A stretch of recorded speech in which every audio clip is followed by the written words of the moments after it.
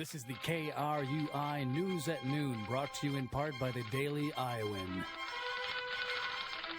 This is KRUI, Iowa City.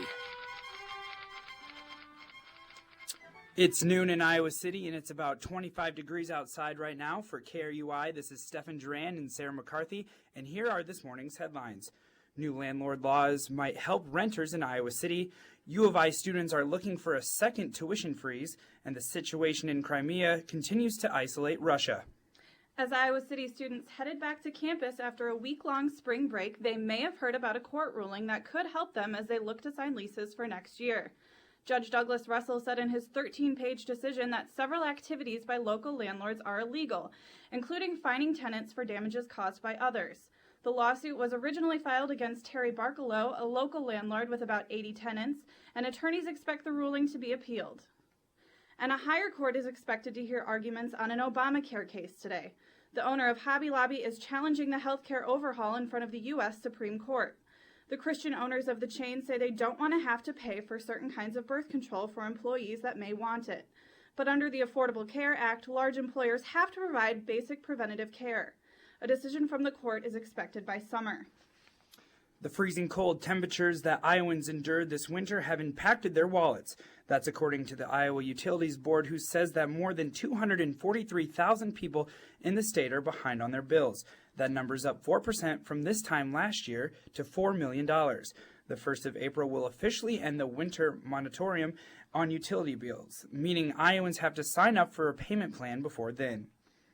And in order to afford things like utility bills, some people in Iowa are still trying to get lawmakers to raise the state's minimum wage.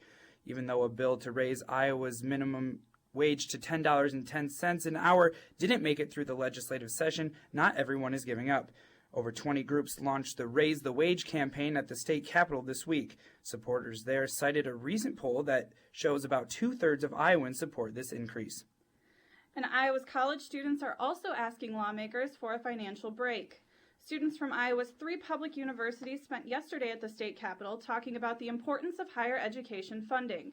The Iowa regents were asked for a 4% increase in general fund money. That would allow the University of Iowa, Iowa State, and UNI to freeze tuition for the second year in a row.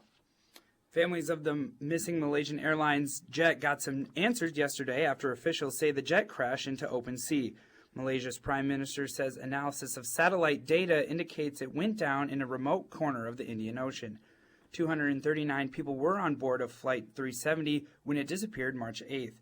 Search teams have found possible debris about 1,500 miles off of Australia's coast. Now ships are trying to find debris so the search can start for black boxes. And in another international crisis, Western nations are trying to isolate Russia over the Crimea dispute. The group of 8 economic powers is now down to 7 because today the group kicked out Russia until the country changes its course. The G8 meeting in June was supposed to be in Russia, but now the G7 will meet in Brussels instead. The move came at an emergency meeting President Obama called in the Netherlands with top world leaders. The Obama administration is worried that Russia will push further into Ukraine. Russia has stationed about 30,000 along its borders with Ukraine, adding 10,000 in the last week. A Davenport man will be ordained as a Catholic priest this summer, but there's a catch.